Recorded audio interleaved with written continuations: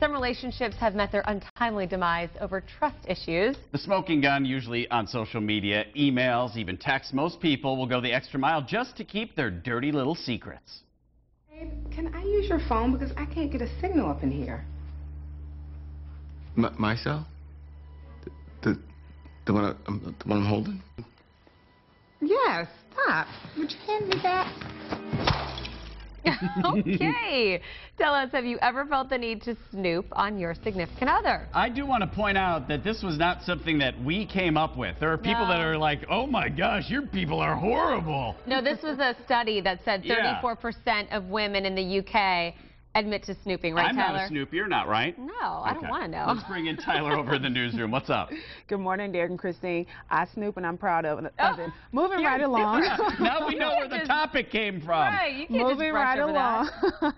I'm getting some interesting feedback this morning from some of our Facebook friends. They're actually saying that it's not snooping. They're just, you know, we're in a relationship. Why not? Let's start with Stacy. Stacy says, I have and I would, but it really isn't snooping, as my husband and I are open books and have no problem with the other looking at each other's phones. See, and I've got Melissa saying the same thing. She doesn't call it snooping. She calls it keeping everything in check. She says, my husband has my password and I have his. Then she goes on to say, well, I have his basically because I had to set up his account because he's a, you know, ding-dong. But anyway, she says you got to share everything in a relationship. Yeah, but just because you have access to it doesn't mean you have to go. I mean, my husband and I keep our email open on our shared family computer, and it's all accessible, our social media accounts, but I don't have the need. I don't feel like I need to go read his messages and go see what's in there. Just because you have access to it. Usually, if the reason is that you're snooping, that you think something's going on, well, something's probably going on. Because if you think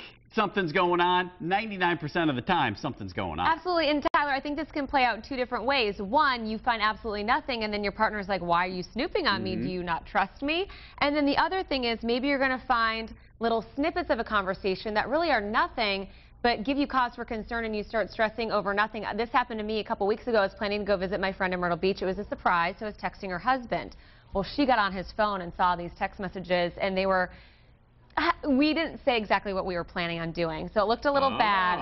She was upset with me for texting her husband, but really it was all about her, and I was trying to be a good friend. So I don't know, Tyler. What else are you hearing? Well, if you go looking for something, you'll find it. So right. Just putting that out there. And you got to be ready to see what you're looking for, I'm telling you, you get your feelings hurt every time, but you know, sometimes desperate times call for desperate measures. But Eric says if there's nothing to hide, then there should not be a problem. So if your wife or your husband is saying, hey, just pass the phone over, you know, is that a moment for you to automatically think that your spouse doesn't trust you? Barbara is glad that she was a snoop. She found her now ex-husband's Facebook page because when I created mine, it suggested his. Well, he had pictures of him and his girlfriend on that page. No. We are now happily divorced after 6 years, and I've got one more funny one. Michael says, never had a significant other snoop, but however, my mother certainly has.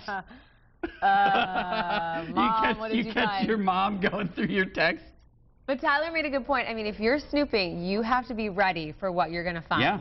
And if you don't like it and you have to face the music, it's scary. Sometimes ignorance is bliss. I know that's naive to say, but...